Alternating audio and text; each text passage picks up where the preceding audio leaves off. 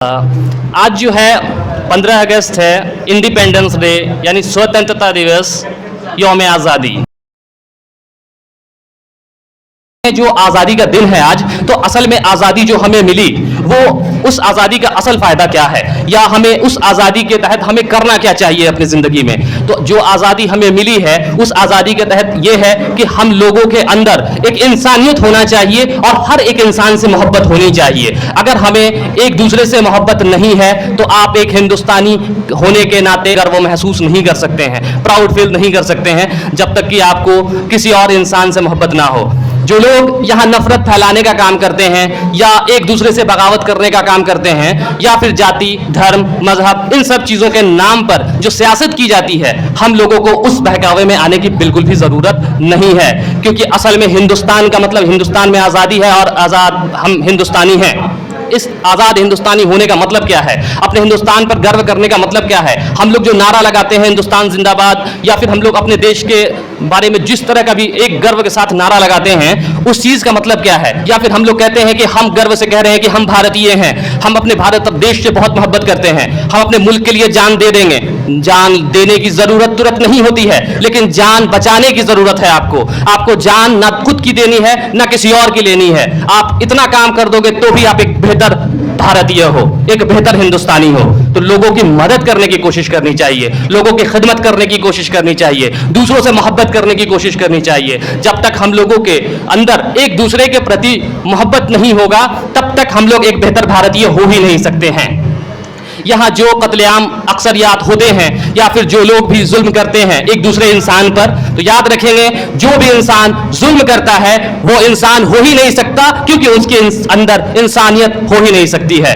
नाम जो कहते हैं नक्सली, आतंकवादी, इसका मतलब किसी धर्म से कोई भी मतलब नहीं रहता है, तो उसका कोई धर्म होता ही नहीं है। जो इंसान किसी इंसानियत का कत्ल करे, जो इंसान किसी इंसान को तकलीफ पहुंचाए, उसके अंदर इंसानियत ही नहीं हो सकती। और जिसके अंदर इंसानियत नहीं, वो किसी मजहब, किसी धर्म का हो ही नहीं सकता है। क्योंकि दुनिया के अंदर जितने भी धर्म हैं, जितने भी मजहब हैं, वो इंसानों के लिए हैं, और इंसानों के लिए हैं तो इंसान वही है जिसके अंदर इंसानियत है। अगर जिसके अंदर इंसानियत नहीं है, मतलब वो इंसान ही नहीं है, सो वो किसी भी धर्म का होने का अगर नारा लगाता है या किसी भी धर्म के होने के ऊपर वो गर्व फील करता है, तो कोई मतलब नहीं बनता है। आप तभी एक बेहतर धार्मिक माने जाओगे जब आप एक दूसरे के प्रति मोहब्बत रखोगे, आप दूसरे इंसान का हिफाजत करोगे, आप दूसरे इंसान की खिदमत करोगे, उसके लिए आप उसका सेवा करो, उसकी तकलीफ में उसका साथ दो, तभी आप एक बेहतर इंसान हो और आपके अंदर इंसानियत है। सो आपके अंदर इंसानियत है तो आप किसी भी धर्म के हो, इस बात पर आप गर्व कर सकते हो। दुनिया का जितना भी धर्म है, जितना भी मजहब है, वो सब इंसानियत सिखाता है। कोई भी धर्म नफरत नहीं सिखाता। जैसे कि एक शायर अल्लामा इकबाल का जो शेर था, बहुत ही मशहूर शेर है कि सारे जहां से अच्छा हिंदू सिता हमारा, हम बुलबुले हैं इसकी ये गुल सिता हमारा। इसका जो बहुत अहम लाइन है जो मुझे बहुत ज्यादा पसंद आता है, वो ये है कि मजहब नहीं सिखाता आपस में बैर रखना, मजहब नहीं सिखाता आपस में बैर रखना, हिंदी है हम वतन है हिंदू सिता हमारा। इसलिए इस बात का ध्यान रखना है कि हम लोग जो एक दूसरे इंसान से नफरत करते हैं धर्म के नाम पर, याद रखेंगे कोई भी धर्म ये नहीं सिखाता, कोई भी धर्म ये चीज नहीं सिखाता। अगर कोई भी धर्म का नाम लेकर के किसी दूसरे धर्म वाले को परेशान करता है, वो अपने भी धर्म में बेहतर नहीं कर रहा है, वो अपने धर्म का हो ही नहीं सकता है। कोई भी धर्म का ग्रंथ उठा करके आप दिखा दीजिए कि एक, या कोई भी धार्मिक किताब आप उठा करके दिखा दीजिए जिसमें कहा गया हो कि दूसरे धर्म का हो, वो मुजरिम ना हो, वो एक मासूम इंसान हो और उसको हम पर तकलीफ पहुंचाएं या उसका हम कत्ल करें और वो आपके धर्म के लिए बेहतर हो, ये कोई धर्म नहीं सिखाता है। जो लड़ाइयाँ हर एक धार्मिक किताब में दी गई है, बताई गई है, वो धार्मिक लड़ाई होती क्या है। अक्सर हम लोग गलतफहमी के शिकार हो जाते हैं इस बात पर कि हम लोगों को जो कहा जाता है धार्मिक जो जंग हुई या युद्ध हुआ, वो धर्म युद्ध होता क्या है। असल में धर्म का और अधर्म का मतलब होता है सही और गलत से।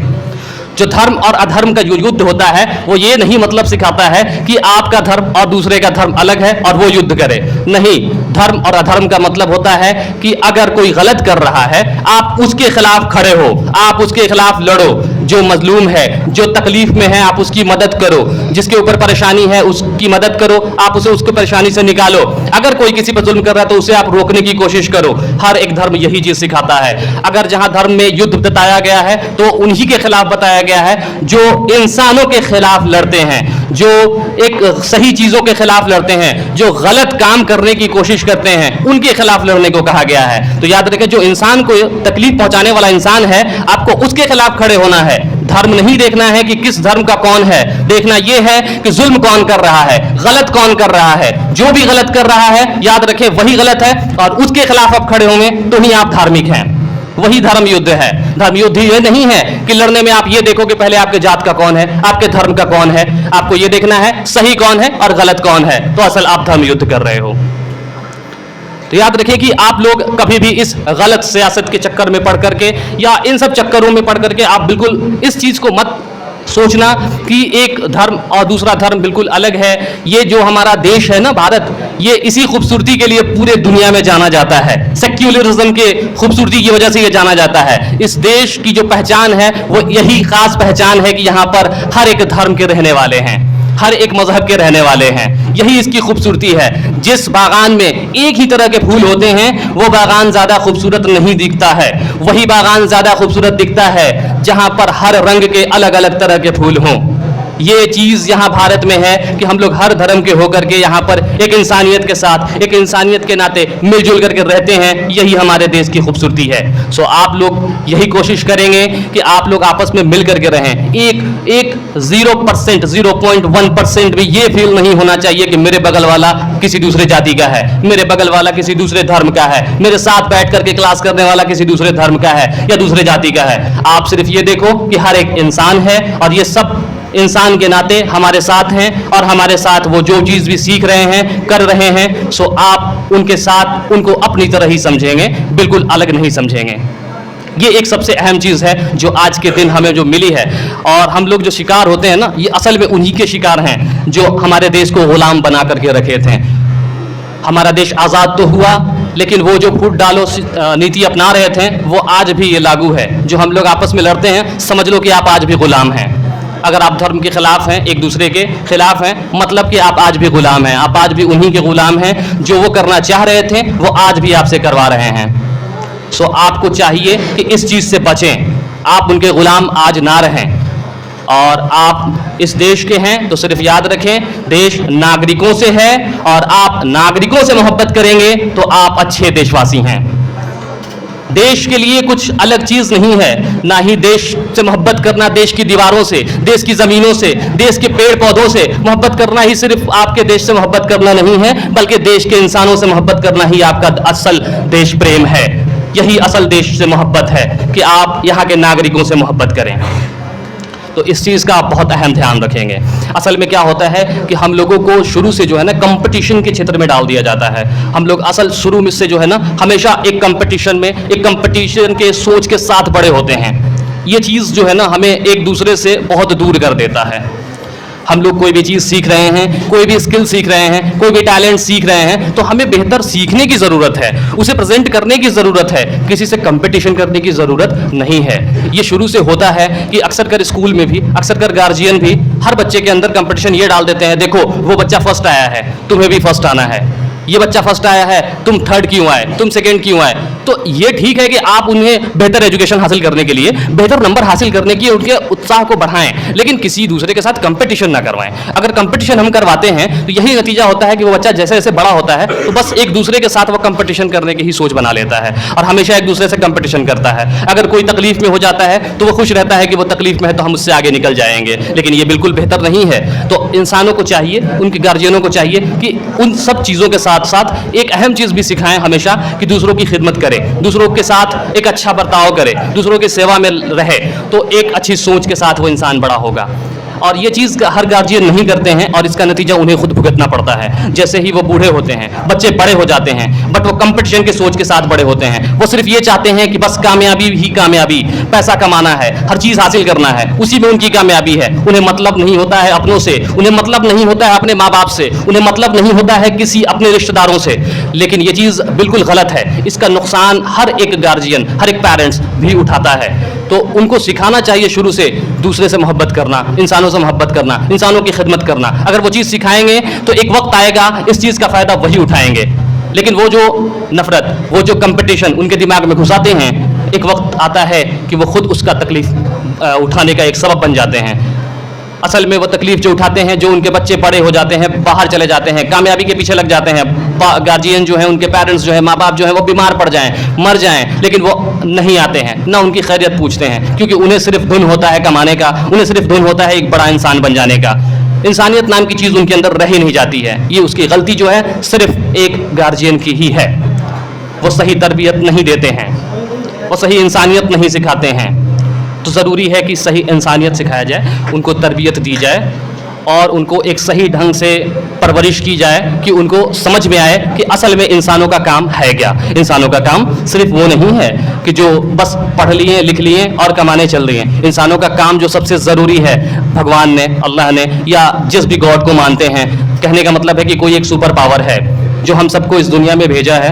और असल उस सुपर पावर का इस दुनिया में भेजने का मकसद यही है कि हम इंसान इस दुनिया के हर एक इंसान और हर एक जानवर, हर एक मखलूक के काम आए। और अगर हम एक इंसान दूसरे इंसान के काम नहीं आते हैं तो याद रखें कि जिस मकसद से भेजने वाले ने, ऊपर वाले ने जो आपको भेजा है, आप उस मकसद में कामयाब नहीं हो। आप वो काम नहीं कर रहे हो जिसके लिए आपको इस दुनिया में भेजा गया है। आप हर एक धर्म का पूजा पाठ, प्रेयर करते हो, वो अच्छी बात है, वो बेहतर है, लेकिन हर एक प्रेयर से पहले जो चीज़ है वो है इंसानियत। याद रखेंगे, अगर आपके अंदर इंसानियत नहीं है और आप लाख प्रेयर कर रहे हो तो आपके उस प्रेयर का कोई फ़ायदा नहीं होने वाला है। तो अभी हम आपको यही मैसेज देना चाहेंगे कि आपके अंदर इंसानियत होनी चाहिए। आज से जो भी आपको कहीं भी किसी भी परेशानी में दिखे, किसी भी तकलीफ़ में दिखे, तो आप उसकी मदद करने की कोशिश करें। और कभी भी दो लोगों के बीच आपको लड़ाइयाँ दिखे या दो लोगों के बीच अगर तनाव दिखे तो आप उसे सुलझाने की भी कोशिश करें। ये भी आपका एक बहुत अहम रोल होता है इस दुनिया में। अगर किसी दो इंसान के बीच झगड़ा हो रहा है, दो भाइयों के बीच झगड़ा होता है, तो अगर आप उसे सुधारते हो, सुलझाते हो, उन्हें मिलाते हो, तो याद रखें ऊपर वाले ने जिस मकसद से आपको भेजा है, आप उस मकसद में कामयाब हो। आप वो काम कर रहे हो जिस चीज़ के लिए आप आए हो। खुद आप दूसरों से मत झगड़ो, ये तो ज़रूरी है, लेकिन अगर कोई झगड़ रहा है, कोई लड़ रहा है, कोई एक दूसरे से नफरत कर रहा है, तो आप उस नफरतों को भी दूर करने की कोशिश करो। आप उनके झगड़ों को भी खत्म करने की कोशिश करो। अगर ये चीज़ आप करते हो तो मतलब आप एक सही इंसान हो। जो आपका ज़रूरी काम है इस दुनिया के अंदर, याद रखें, पहला काम यही है कि इंसानों से मोहब्बत करना। जब तक आपके अंदर इंसानियत नहीं है तो समझ लीजिए कि आप इंसान नहीं हो, और आप अगर इंसान नहीं हो तो आप किसी भी धर्म के हो ही नहीं सकते। इन सारे मैसेज के पीछे मेरा जो सबसे अहम बात है वो ये है कि हर इंसान के अंदर इंसानियत होनी चाहिए, और अगर आपके अंदर इंसानियत है तो आप बेहतर हो। अब जैसे देखिए, एक चीज़, हम एक शेर लास्ट आपसे कहते हैं, बोल देते हैं। जैसे अभी जो है ख़ास करके मस्जिद, मंदिर, इन सब चीज़ों को लेकर के जो दंगे फसाद, ये सब चीज़ें हो रही हैं, तो इससे इंसान को कोई फ़ायदा नहीं है। ये एक सियासती मामला है, सो हम लोगों को इसमें पढ़ना ही नहीं चाहिए। तो एक सुनेंगे आप शेर कि परचूनों की दुकानों पर जाकर जाम ढूंढोगे, कि परचूनों की दुकानों पर जाकर जाम ढूंढोगे, बताओ फिर कहाँ तुम अमन का पैगाम ढूंढोगे। बताओ फिर कहाँ तुम अमन का पैगाम ढूंढोगे। जला दोगे वतन को मंदिरों मस्जिद के शोलों में, जला दोगे वतन को मंदिरों मस्जिद के शोलों में, बताओ फिर कहाँ सजदे करोगे और कहाँ तुम राम ढूंढोगे।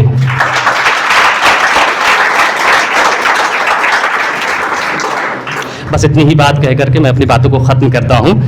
वक्त को देखते हुए अब ज़्यादा वक्त नहीं लेंगे, सो सर के हवाले हम आप माइक को करते हैं। बहुत बहुत शुक्रिया, थैंक यू सो मच।